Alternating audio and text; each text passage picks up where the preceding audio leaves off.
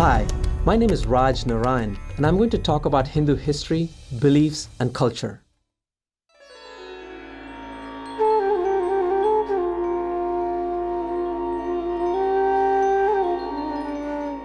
Hinduism is the oldest living religion in the world and the third largest.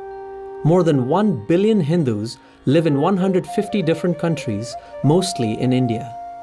The United States alone is home to over 2 million Hindus. Origins of Hinduism. To find the distant beginnings of Hinduism, we have to go back over 6,000 years to the Saraswati-Indus region of the Indian subcontinent. This vast area extends from Sri Lanka in the south to the Himalayan mountains in the north, from the Arabian Sea in the west to the Bay of Bengal in the east. The Saraswati-Indus civilization developed here, eventually becoming the world's largest and most advanced, surpassing even those of Egypt, Mesopotamia, and China. The civilization is named after the area's two great river systems, the Saraswati and the Indus. It is called the Vedic culture after the earliest Hindu sacred text. It is also known as the Harappan culture after the site of its first discovery in 1920. This was an urban culture centered around many highly organized cities, some with populations of 80,000, which was rare in those days. The cities were connected by trade routes which extended west to Mesopotamia and east to Central Asia. 5,000 years later, archaeologists discovered pottery, seals, statues, beads, jewelry, tools, toys, miniature carts, and dice, all of which hint at what life was like at the source of the civilization that has evolved into modern-day India. The flat stone seals have writing on them and images of deities, ceremonies, symbols, people, plants, and animals. Even though writing was widespread among the people, we have not deciphered it yet. From these artifacts, we learn that certain religious and cultural practices were identical to those followed by Hindus today. One seal shows a meditating figure that scholars link to Lord Shiva, while others show the lotus posture used today in Hatha Yoga. Other discoveries connect the far past with today, including swastikas, statues of the Mother Goddess, worship of the Shiva Lingam, fire altars that show the ceremonial practice of Vedic people who are also known as Aryans, sacred baths, priests, sacred animals, and symbolism in the performing arts. You must be familiar with the traditional greeting, Namaste. Here is a small clay statue portraying the same. And this statue shows a woman with red powder in the part of her hair. Married women even today observe the same custom. As the Saraswati-Indus culture declined when the river dried up around 2000 BCE, many people migrated to more fertile places in eastern and central India, especially along the river Ganga and also beyond the subcontinent.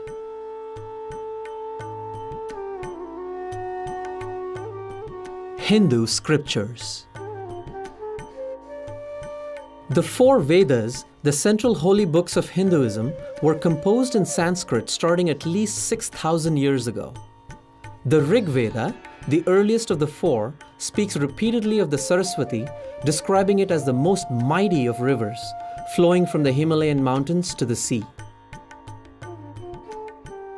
Thus, we know that a large part of this sacred text was composed well before 2000 BCE, by which time the river had dried up. Vedic hymns praise God, gods, and goddesses and describe a powerful and spiritual people, their clans, kings and emperors, fights and battles. Their sophisticated economy included agriculture, industry, trade, commerce, and cattle raising. Vedas call the country Sapta Sindhu, meaning the land of 7 rivers. The words Hindu and India both come from the Sanskrit word Sindhu, which means river. These Vedic hymns describe a form of fire worship, yajna, performed around a specially built altar. Archaeologists have unearthed such altars in several Saraswati Indus cities. Hindus still perform fire worship in this form. Originally, these thousands of hymns were not written down but memorized. Even today, there are priests who can chant from memory as many as 10,500 verses, which takes 50 hours.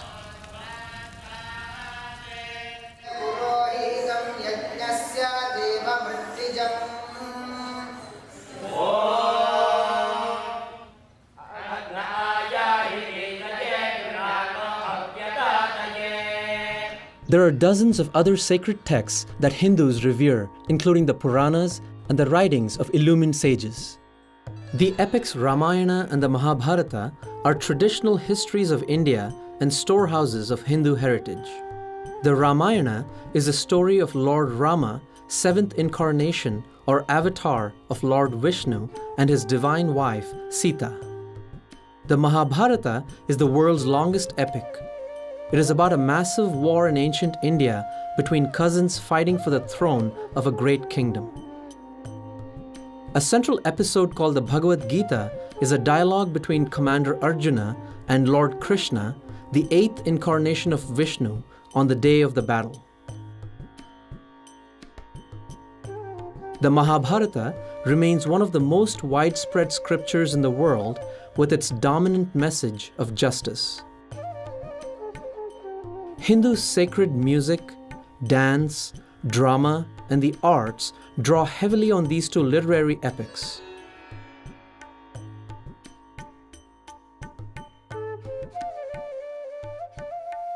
The Hindu society. By 600 BCE, the social, religious, and philosophical ideas and practices central to Hinduism today were fully evident, having emerged from the Indus-Saraswati culture, the Vedas, Dravidian culture, and the tribal religions. A distinctive feature of society was the Varna or class system. People were classified into groups with specific occupations. Parents taught their skills to their children from a young age, providing a strong grounding in their profession or trade. These groups eventually became hereditary. Priests, warriors, merchants, and workers, including craftsmen and farmers. However, this class system did not include the various forest tribes. It also did not include small communities considered untouchable because their occupations were unclean, such as the cremation ground chandalas, scavengers, and leather workers. This system gave identity to the kinship groups and gave all citizens a sense of belonging, greater social order, and stability. The socially cohesive contributions of caste continue to play a key role in economic, social, and political life, most visibly in marriages and elections. Life in ancient times was hard work for both men and women. Women were responsible for running the household, while men for looking after their craft, farm, and family security.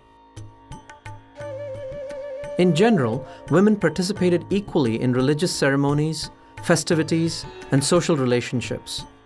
Some of the foremost religious and political leaders in India's history have been women. Some even composed Vedic hymns. The period from 1000 BCE through the Gupta period, ending in the mid-6th century CE, was a time of great scientific and mathematical advancement. Hindus developed the counting system we use today, including the mathematical concepts of zero and decimals. Indian astronomers knew that the Earth orbits the Sun, and they calculated the length of a year with amazing precision. Medicine was so advanced that doctors were performing complex surgeries not equaled in Europe until the 18th century. India was the foremost supplier of steel to the world. In 400 CE, its foundries created an iron pillar which even stands today and has never rusted. Modern science cannot equal this feat. For thousands of years, India has been home to 1/4 of the human family. It has been honored as a nation of wealth and wisdom, and, of course, it is famous today as the world's largest democracy.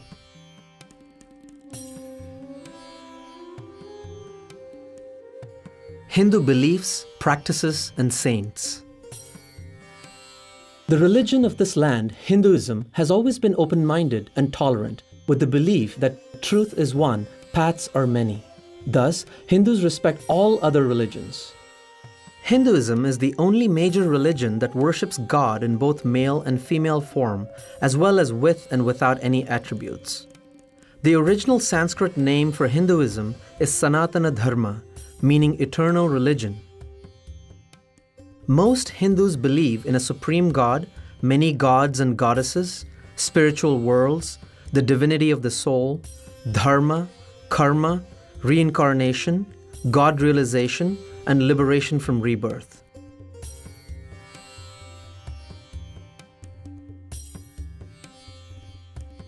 The Supreme God is known by various names depending on region and denomination. Brahman, Bhagavan, Shiva, Shakti, Vishnu, and more.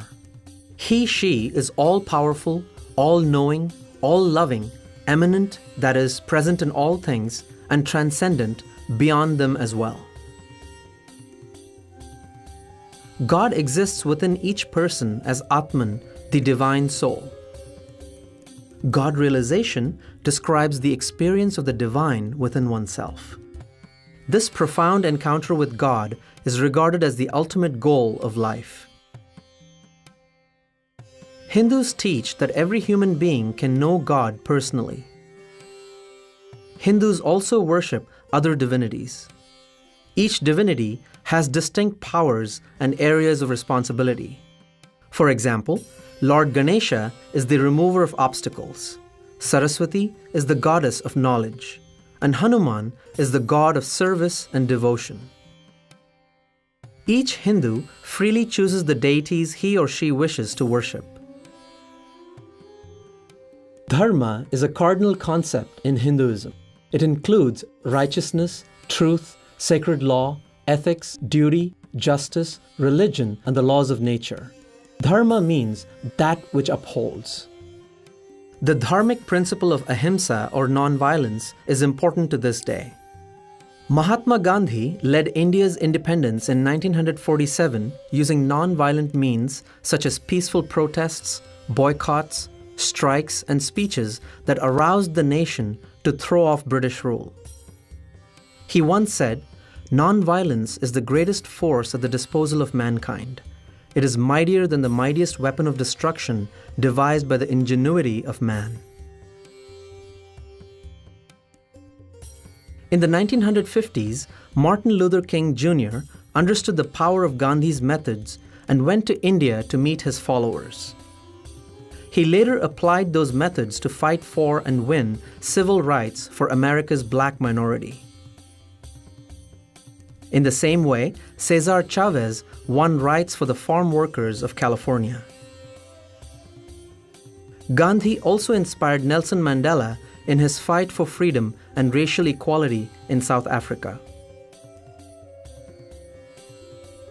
Today, everyone knows about the Hindu concept of karma, the law of cause and effect. It means that anything a person does, whether good or bad, will eventually return to him in this or a future life. A popular way of expressing this is, what goes around comes around. Reincarnation is the central Indian belief that the soul, Atman, is reborn in a new body time and time again to grow and mature through all the experiences human life has to offer. Eventually, every soul achieves salvation by realizing its oneness with God and is no longer reborn. Hindus do not believe in a Satan or an eternal hell. Worship is central to a Hindu's life. So, every Hindu home has a place of worship. It may be as simple as a shelf with pictures of deities, or an entire room dedicated to the family's daily worship. A worship ceremony called puja, performed elaborately or very simply every day in the temple or in the home shrine, invokes the divine beings for blessings and happiness. The puja ceremony includes sacred chanting, bathing the image of the deity, offering food, flowers, incense, and other sacred substances, and the waving of lights. Hindus practice yogic disciplines every day called sadhana. Sitting on the floor, often in a yoga posture, they chant, sing devotional hymns, repeat the name of God while counting on beads, or simply meditate in stillness and silence. The temple is revered as the home of God. There are millions of temples in India, many quite ancient. The most important of these mystically designed structures cover hundreds of acres and receive thousands of pilgrims each day. Every Hindu is expected to pilgrimage to temples and holy places far and wide. These pilgrimages unify the religion as tens of millions of people travel throughout the subcontinent and interact. Hinduism has a rich history of sages and saints, both men and women from all castes. Some of the great saints wrote detailed explanations of the Upanishads and related scriptures, such as Adi Shankara in the 8th century CE, Ramanuja in the 11th, and Vallabhacharya in the 15th. Others, including Sambandar, Mirabai, and Tukaram, expressed their experience of God through devotional songs. Recent saints include Sri Ramakrishna, Swami Vivekananda, Anandamayi Ma, Swami Narayan, and Shirdi Sai Baba. Millions of Swamis and other saintly souls make up the spiritual leadership within Hinduism. Swamis have renounced the world and taken up spiritual life full-time. Special among these are the gurus, enlightened men and women who serve as religious teachers. Some gurus have millions of followers, others are humble hermits. Hinduism has no central organization and no single dogma. No one person or institution is in charge. Instead, there are thousands of independent guru lineages, spiritual traditions, monastic orders, and religious institutions.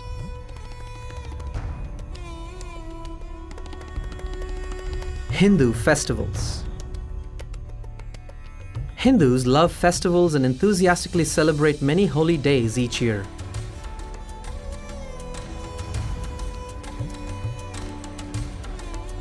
The biggest is called Diwali or Deepavali, the festival of lights. This 5-day event, held around the new moon in October or November, celebrates the victory of good over evil, light over darkness. Thousands of small lamps, including traditional clay oil lamps, are placed everywhere, and fireworks signal hope for mankind. It is a national holiday in India and in many countries with large Hindu populations. Barack Obama was the first US president to celebrate Diwali in the White House. Dia, and wish you all a happy Diwali and a Saal Mubarak.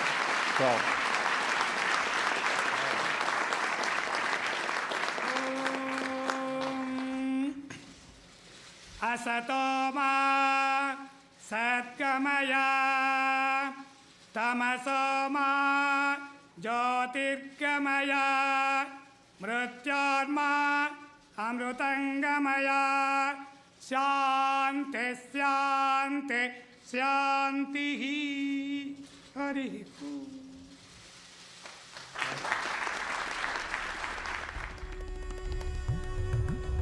One special festival, the Kumbh Mela, takes place every 3 years at 4 sacred river sites. The 2013 Kumbh Mela was held at Prayag, which is modern-day Allahabad, in northern India. During the 6 weeks, 130 million people pilgrimaged there from all across India and the world.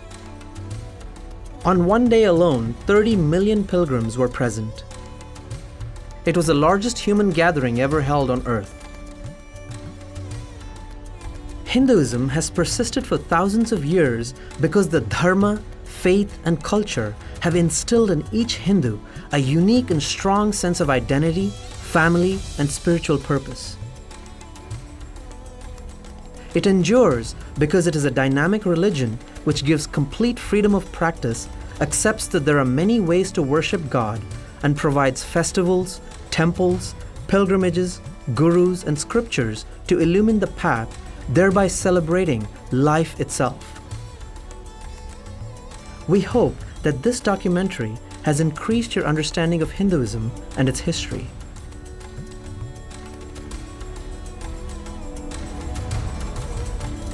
Namaste.